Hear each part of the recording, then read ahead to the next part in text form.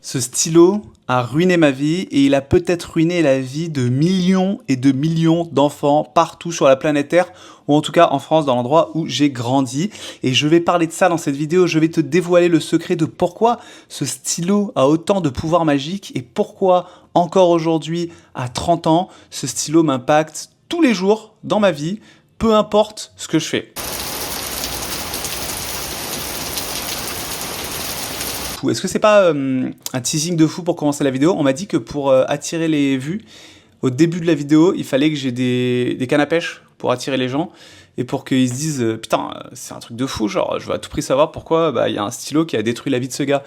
Et en vrai, il a vraiment détruit ma vie, je vais vous expliquer pourquoi. Mais c'est pas juste ça qui a détruit ma vie, il y a plein de trucs qui ont détruit ma vie. Et si vous vous demandez de quoi on va parler aujourd'hui d'anxiété de la performance. Parce que la vérité, c'est que j'ai l'impression qu'à chaque fois que je fais quelque chose dans ma vie, genre par exemple, je me mets à courir, j'arrive pas juste à profiter du moment présent, de courir tranquillement, de me sentir fatigué après la course, ce moment agréable et sympathique. Non, après la course, il faut que je regarde mes données, c'est-à-dire combien de temps j'ai couru, à quelle vitesse. Ensuite, je vais en parler avec des amis. Ces amis, ensuite, vont me partager leurs données à eux. Et là, je vais me comparer. Je vais me dire, mais putain, peut-être que j'étais une merde. J'ai peut-être couru trop doucement. J'aurais pu courir plus vite. La prochaine fois, il faut que je cours plus vite. Et peut-être même qu'il faut que je cours plus longtemps, avec plus de distance. Parce que là, je suis vraiment moins bon que les gens autour de moi. Et là, tu fais ça partout, tout le temps. Dans le moindre sport ou la moindre activité que tu fais, il faut que tu te compares et il faut à tout prix que tu sois performant.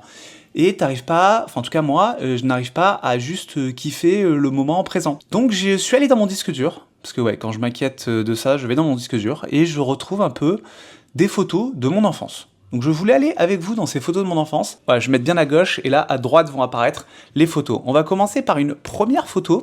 La première photo, c'est moi qui souffle mes bougies. Alors selon le nombre de bougies qu'il y a là, j'avais 9 ans. Et là à 9 ans, j'étais un petit être humain. Bon, j'avais quand même pas mal vécu déjà dans ma vie. Il se trouve qu'à droite, on dirait que j'allais apprendre le piano.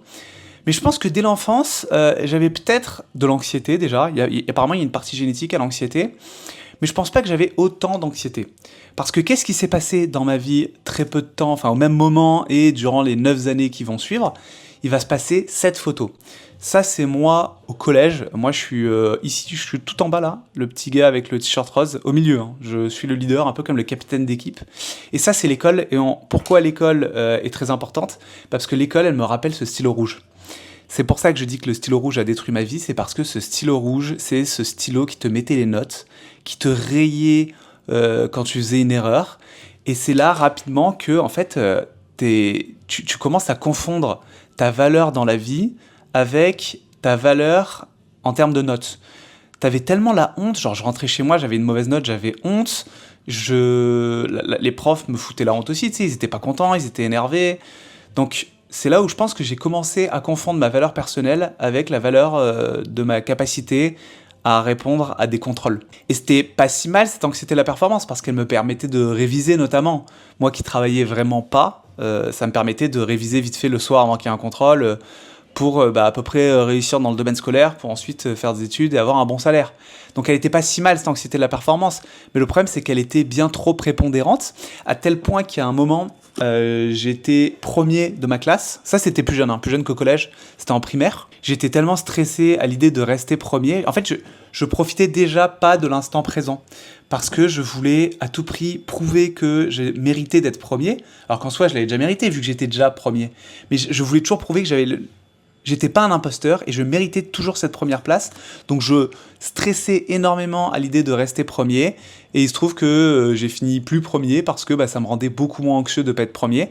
Parce que j'avais pas prouvé que je méritais ma première place. Donc j'avais cette anxiété de la performance assez tôt, rapidement à l'école. Et je l'ai eu en fait jusqu'à la fin de mes cours. Un autre endroit où j'avais de l'anxiété de la performance, ça c'est moi sur un terrain de foot. Et on voit que je suis pas très heureux sur cette photo là. Hein. Je regarde, j'avais un style bizarre. Hein. Chaussures, non pas les chaussures, gants noirs, t-shirt violet, manches blanches et manches rouges derrière. Pas ouf. Mais on voit sur cette photo que j'ai un brassard de capitaine. Ça, c'était comme le stylo rouge. Malheureusement, j'ai pas de brassard, donc je pouvais pas vous le montrer. Je l'avais pas sur moi pour vous montrer un brassard. Mais ça aussi, c'était extrêmement stressant.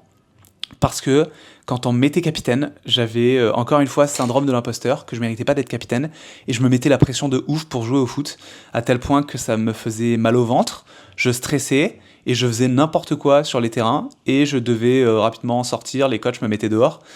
Et pareil, je me faisais juger par les coachs, je me faisais critiquer, j'avais peur du regard des spectateurs, et je jouais pas au stade Vélodrome, hein, il n'y avait pas 70 000 personnes qui me regardaient, non, il y avait juste mon père et deux trois personnes, enfin deux trois parents de joueurs qui étaient là. Mais on se faisait tellement engueuler quand on ratait un match, enfin pas mes parents, mes parents ils me râlaient pas trop, mais tu sais, tu te faisais engueuler, les parents ils étaient trop à fond dans le foot à l'époque, comme si on jouait la Ligue des Champions, or c'était pas le cas, donc j'avais très très peur. Je me rappelle de beaucoup de coachs aussi qui m'ont mis la pression. J'étais stressé, tes collègues t'engueulent si tu rates un ballon. Aujourd'hui encore, même quand je joue au foot et qu'on m'engueule ou qu'on me met un coup de pression, j'ai trop peur et je deviens extrêmement mauvais. Parce que là aussi, je confondais ma valeur personnelle avec le nombre de buts que j'allais marquer sur un terrain de foot. Alors que c'est pas parce que t'es mauvais au foot que bah, t'as plus de valeur. Mais ça, moi, je savais pas. Donc de mes 5 ans à mes 15 ans peut-être, 14 ans, j'ai joué au foot avec cette anxiété de la performance constante qui était toujours là. Elle m'a toujours suivi. Hein. Là, c'est en grandissant. C'est une photo d'il y a pas longtemps. On me voit à gauche. C'est un autre endroit où j'ai eu l'anxiété de la performance. Bah, c'est au sport. Je vous le disais, j'ai commencé à faire de la natation. J'ai fait 500 mètres, puis 1 km, puis 2 km. Donc tout ce qu'il ne faut pas faire. J'ai à chaque fois doublé la distance dès que j'arrivais à une distance. Donc j'ai détruit complètement mon épaule. J'ai trop mal. Ça fait un mois que je peux plus faire de natation et je sais pas combien de temps ça va durer. Parce qu'à chaque fois, je voulais plus. Parce que en faisant 500 mètres de natation, qu'est-ce que je me suis dit ? Eh ben, je vais pouvoir faire un Ironman. Mais un Ironman, c'est 3,8 km. Donc je me suis rapidement fixé l'objectif de faire 3,8 km de natation. C'est complètement stupide quand j'y repense. J'aurais dû tout doucement monter, et en fait, là encore, j'aurais dû profiter de l'instant présent du fait que je kiffais la natation, c'est tout. Et là, c'est une photo de moi dans un cours de groupe, dans mon studio de gym. Et là aussi, bah, dès qu'on est dans un cours de groupe, j'ai tendance à regarder le score des autres, à regarder combien ils en sont, et je veux toujours battre tout le monde. Je pense que j'ai cet esprit compétitif, mais je pense qu'il y a un juste milieu entre être compétitif et être complètement anxieux à cause de la performance, à cause de la comparaison que tu fais avec les autres. C'est comme si en fait tous les jours je me réveillais et j'étais face à un palais de justice imaginaire avec des gens imaginaires qui allaient me juger pour des prestations dont tout le monde en a rien à foutre. C'est vraiment ça, et c'est dans chaque truc de ma vie. Parce que là aussi, là j'ai mis une photo de moi il y a quelques années, je postulais à Koh-Lanta, on fait envoyer une photo de moi torse nu, et j'étais extrêmement complexé de mon corps, alors que bon, bah, je suis en bonne santé, quoi. On voit pas que je suis trop maigre, on voit pas que je suis trop gros, donc je suis ni obèse, ni, comment on dit l'autre truc, ni, bref, trop maigre, quoi, quand t'as pas assez mangé. Donc je suis plutôt en bonne santé, mais je me suis toujours comparé à des gens qui étaient ultra musclés, à des mannequins, à des potes à moi qui avaient une meilleure génétique que moi, et donc ça m'a aussi rendu très mal. Donc rapidement, bah, je suis devenu comme ça. Donc là, j'ai quand même augmenté en masse musculaire, même si ça se voit pas trop sur cette photo. Mais même là, j'étais toujours pas content du résultat. En fait, c'est comme si à chaque fois, la ligne d'arrivée, elle était repoussée à un autre endroit. Donc là, si il y a 10 ans, on m'avait dit tu ressembleras à ça dans 10 ans, peut-être que j'aurais été content. Mais maintenant que je ressemble à ça, eh ben, je veux encore être plus musclé. Donc ça s'arrête jamais, tu repousses constamment la performance, tu repousses constamment l'envie d'être plus beau, plus fort, sachant que tout ça c'est quand même assez subjectif. Et donc j'avais aussi l'anxiété de performance dans mon propre corps. Et j'ai pas de photo là, mais avec la bouffe aussi, l'anxiété de bien manger, l'anxiété de manger assez de protéines et tout ce qu'on dit là sur l'internet ou sur la télé. Je l'ai eu beaucoup. Et le dernier truc où j'ai eu beaucoup d'anxiété de la performance, et c'est ça qui m'a détruit, quoi. C'est au travail. Ça, c'est une photo que j'ai prise à San Francisco, quand j'étais là-bas pour le travail. Et ça a été un peu la goutte d'eau qui a fait déborder le vase. Je pensais qu'après l'école, j'aurais plus de problème d'être premier ou quoi, d'anxiété de la performance, tout ça. Sauf que j'ai eu le bonheur de faire un job en sales, en vente, où on adore mettre des commissions individuelles et on adore mettre des podiums pour savoir qui est le meilleur. Et donc, bah, forcément, anxiété de toujours être le meilleur. Je voulais toujours être le premier. Et ce qui me stressait de ouf, c'est comment ma manager va me juger. J'ai une revue de performance tous les 6 mois. Qu'est-ce qu'elle va dire sur moi ? Comment elle pense que je suis vraiment ? Et là encore, j'ai confondu ma valeur personnelle, la valeur de ce qui est important pour moi, avec la valeur de ce que je représente au travail. Sauf qu'il se trouve que dans mes valeurs, il n'y a pas le travail. Donc c'était vraiment du bruit, de la brume dans mon cerveau qui était inutile. Alors peut-être que ça m'a permis de monter les échelons, peut-être que ça m'a permis de gagner en salaire, mais le coût que ça a eu, c'est un burn-out au bout de 7 ans de carrière, ou 8 ans de carrière. Enfin, c'est vraiment pas grand-chose, c'est une petite carrière et j'ai déjà burn-out. Ça a été l'épée, le coup final dans ma gueule, à vouloir toujours être plus performant. Il y a un jour où mon cerveau m'a dit « Stop, on arrête ». Il m'a laissé bloquer au lit avec des crises d'angoisse infinies. Je pouvais plus mettre les pieds dehors sans partir en crise d'angoisse. Et je pense que, et il me semble que c'est validé par la science, qu'une des principales raisons du burn-out, c'est l'anxiété de la performance. C'est de toujours vouloir être le meilleur. T'as une promotion, t'as un nouveau titre, un nouveau job, un nouveau salaire. C'est rien ça, c'est juste la route pour le prochain salaire et pour la prochaine promotion. La ligne d'arrivée, on la pousse toujours. Et d'ailleurs, les entreprises fonctionnent comme ça aussi. Parce qu'à chaque fois que tu présentes les résultats en tant qu'entreprise, que tu montes tes profits, les investisseurs vont se dire que si l'entreprise était capable de faire ça, ça veut dire qu'elle va être capable d'emmener encore plus de profits. Donc à chaque fois, on remonte la barre et on n'arrive jamais en haut de la montagne. C'est comme le mythe de Sisyphe, où Sisyphe monte le gros rocher en haut de la montagne et il retombe à chaque fois. C'est exactement ça qui se passe en entreprise, et c'est exactement ça qui se passe pour des gens qui ont une anxiété de la performance. C'est qu'ils essayent toujours de monter en haut de la montagne, ils essayent toujours d'arriver à la ligne d'arrivée. Le problème, c'est quand ils sont à la ligne d'arrivée, ils repoussent la ligne d'arrivée, donc ils n'arrivent jamais vraiment à la ligne d'arrivée, jusqu'à qu'ils déraillent complet ou qu'ils meurent. Tout simplement. Moi, j'ai eu de la chance, je suis pas encore mort. Donc, Inch'Allah, je suis encore sur Terre. Et ce que j'ai remarqué, ce que j'ai rêverais de faire, ce que je me souhaite vraiment, si j'avais un souhait à faire au Père Noël pour 2026, c'est que Papa Noël, s'il te plaît, emmène-moi le fait d'arriver à profiter de l'instant présent. Ça paraît con comme phrase, on le voit partout, faire de la méditation, profiter de l'instant présent, ce genre de conneries. Mais en vrai, ça serait tellement ouf. Ça serait tellement beau de me dire, je travaille, ce que je fais là dans mon travail, je l'aime bien et j'ai pas besoin de plus. Si plus m'arrive, tant mieux, mais je suis bien là où je suis. Je fais du running, je trouve ça agréable de transpirer, je trouve ça agréable la sensation que t'as après le running, et j'ai pas besoin de faire 10 km de plus. J'ai pas besoin de faire un Ironman, je peux juste courir et aller bien. J'aimerais bien nager et me dire, c'est tellement agréable la sensation de flotter dans l'eau, d'avoir aucun bruit autour de toi, parce que dès que t'as les oreilles dans l'eau, c'est le silence, ou alors c'est juste le bruit des bulles ou de toi qui tapent dans l'eau.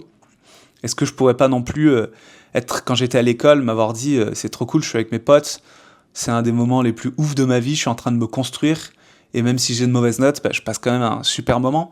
J'aurais rêvé à voir ça, donc le Père Noël, si tu peux me l'emmener pour 2026, ce serait vraiment incroyable, et je souhaite à tout le monde de pouvoir profiter de l'instant présent. J'ai pas de technique particulière, je sais que notamment avec les influenceurs, influenceuses, ils apportent à chaque fois des techniques et des conseils. J'ai pas vraiment de conseils, le seul truc sur lequel je reviens constamment, c'est j'ai fait l'exercice de mes valeurs, savoir qu'est-ce qui me tient vraiment à cœur, et j'essaie le plus possible de me rapprocher à chaque fois que j'ai un stress de ce qui me tient à cœur. Je vous donne un exemple. Là, j'ai été contacté par une entreprise en Europe pour un énorme job, un job de directeur général de tout le pays, très bien payé, des énormes salaires. Donc ça m'a un peu titillé, je me suis dit putain, je peux avoir un énorme salaire, là ça a plus appelé mon anxiété de l'argent. Et je me suis dit, bon, repartons à mes valeurs. Quelles sont mes valeurs ? J'ai regardé mes valeurs, enfin je les ai regardées mentalement, et dans mes valeurs, il n'y avait rien qui se rapprochait de directeur général d'une grande entreprise européenne en France. Rien de tout ça ne se rapprochait de ce job, et dans mes valeurs, il n'y avait rien qui se rapprochait non plus du salaire qu'ils allaient m'offrir. Donc je suis super content de moi, j'étais valeureux, j'ai réussi à refuser le job, j'ai pas voulu aller plus loin dans le processus, et donc je suis trop content de moi, et c'est un truc que j'essaye de faire le plus possible. À chaque fois que je vais pas bien ou que je suis performant, je me rapproche de mes valeurs si je peux. Si je peux le faire, j'essaie de faire ça. Donc je vous encourage vous aussi à télécharger. Je sais pas pourquoi je télécharge mes valeurs. À essayer de trouver, faites l'exercice, posez-vous, essayez. Il y a des sites sur internet où vous pouvez faire une liste de toutes les valeurs possibles et imaginables. Prenez 5 valeurs que vous aimez bien, et à chaque fois que vous avez un stress, une anxiété, essayez de vous rapporter à ces valeurs pour trouver une tâche qui résonnera un peu plus avec qui vous êtes vraiment. Parce que ce que j'apprends avec le temps, en tout cas j'ai réussi à faire un pas en arrière sur le fait que ma performance ne montre aucunement la valeur que j'apporte en société, ma valeur personnelle, et ce que je peux apporter aux gens qui sont importants pour moi, et aux choses qui sont importantes pour moi. J'ai trop confondu dans ma vie ma valeur personnelle avec ma valeur professionnelle, avec ma valeur sportive, avec des trucs superficiels. Et je me souhaite et je vous souhaite, si vous regardez cette vidéo jusqu'à la fin, c'est que vous êtes sûrement, vous sentez concerné. Je nous souhaite de détacher ça le plus possible de nous et de vraiment ne plus confondre notre valeur personnelle, je l'ai dit beaucoup de fois, notre valeur personnelle avec toutes ces choses extrêmement superficielles. Je vous dis à demain pour un nouveau vlog et prenez soin de vous. Ciao, bye.